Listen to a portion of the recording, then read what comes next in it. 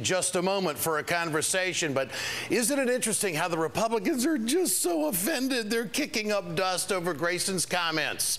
Grayson said the Republican health care plan is don't get sick, and if you do get sick, die quickly. He's relating to a lot of people.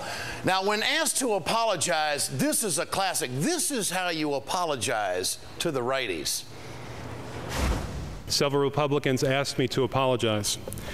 Well, I would like to apologize. I would like to apologize to the dead. And here's why.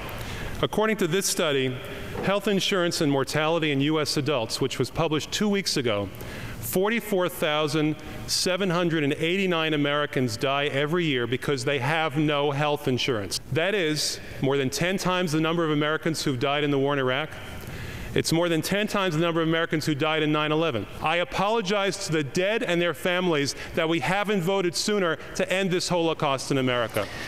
See, when you throw facts to conservatives, they really don't know how to handle it. And I want to thank the congressman from Florida for reminding us that this debate is not about cost curves and projections. It's about life or death. That's what it is. It's life or death if you're the person who just got a pink slip and a cancer diagnosis.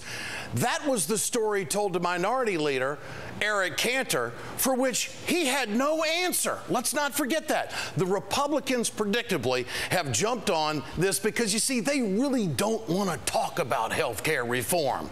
They want to talk about how the Democrats are so mean all the time. Frankly, I think it's mean-spirited for the Republican leader to say to a person who's got cancer, hey, go beg for charity. I can't let him off the hook on that. The congressman spoke from his heart. This wasn't some outburst. This wasn't an emotional setup or anything like this. This wasn't flippant. He just took it to him by the rules. And he doesn't have to apologize to anybody for anything. And you know what? There's a lot of lefties around this country that are in their living rooms tonight saying, yes, this is how you got to handle these folks. The Republicans are demanding apologies for the same reason they're offering amendments about czars. They have nothing to offer into the health care debate. Well, joining us tonight is Congressman Alan Grayson, the new hero on the lefty block. Congressman, good to have you with us tonight. Thanks, Ed, and I'm a big fan of yours as well. I listen to you on satellite radio all the time. That's a free plug. It is. I appreciate that. That would be channel 167 on X. Let's be specific. All right. Congressman, do you take anything back? I mean, are we going to see more of this? Absolutely not. The people who should be apologizing, the Republicans, they're the ones who should apologize for dragging us all through the mud here while we're just trying to improve health care in America. That's all we're trying to do. Now, the thing I liked about it is that you had charts. I mean, this was planned out. You must have known that this was going to kick up a lot of dust. Did you fire and fire for effect? Listen, Ed, we've got to get past this point where everything is stalled, where the Republicans are winning just through inertia. We have a majority. We have to use it. We have to change America. That's the promise that President Obama made. We have to keep it. I agree with you on that. Congressman, I'm sure you're aware of how they're pushing back on you. The National Republican campaign has said this about you. They're going after your character, and I think they're trumping up a bunch of stuff. But here it is. This is an unstable man who has come unhinged, the depths of which Alan Grayson will sink to defend his indefensible comments know no bounds. This is an individual who has established a pathological pattern of unstable behavior.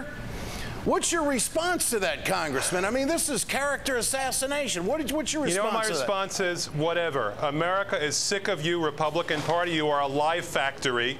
That's all you ever do. Why don't you work together with the Democrats to solve America's problems instead of making stuff up?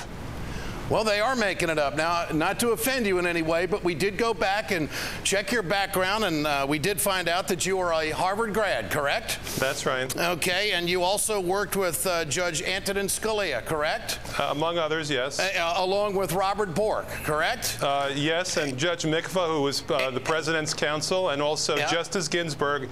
And when I finished working with Justice Ginsburg, I went to work for her husband's law firm. And you also have put together a very successful business before before you ran for office, so you came from the private sector to go do what you're doing in Washington right now. That's right, a multi-billion-dollar business traded on the New York Stock Exchange. Okay, so what we have here is a classic example of character assassination. We also checked your background. You don't have anything in your background at all about unstable behavior. And I want the American people to know that this is how they play the game when you have the courage to come out and stick it to them with the facts. And the fact is that people in this country are dying because they are sick and they are being excluded for coverage because of a pre-existing condition. This is a sound cut from Nancy Pelosi about this whole conversation about who ought to apologize to somebody. Here it is. Apparently, Republicans are holding Democrats to a higher level than they hold their own members, because you've seen the statements that are regularly made by the Republicans on the floor about issues that relate to death. There's no more reason for Mr. Grayson to apologize than for, in other words, if anybody's going to apologize, everybody should apologize. You know, but let's just, you know, the point has been made. It's time for us to talk about health care.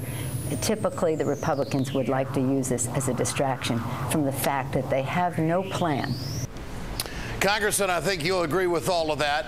I just want to know from you tonight, are you going to continue to be on the offensive and not back down? Because right now, on Liberal Talk Radio across America, you're the guy that people have been waiting for. I mean, we got some folks in the media that get after the righties, but you really stuck it to them. Is this going to continue?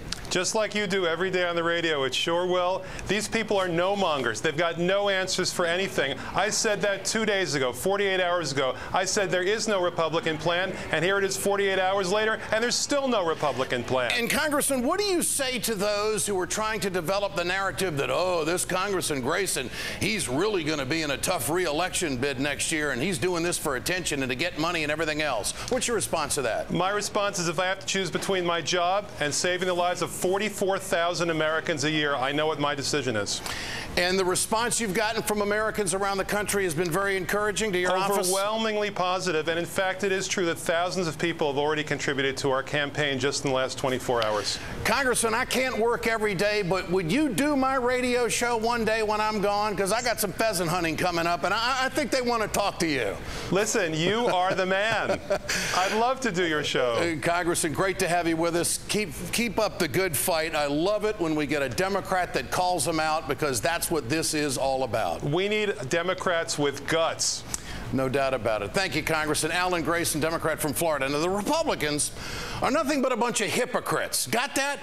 They're out there saying that health care reform will lead to death panels and euthanizing seniors. There's a guy that answered to it. One final point. For all of the hooey and prognostication that's going on out there about the midterms, oh, Grayson's doing this because he might hurt the Democrats in the midterms. The hell with that.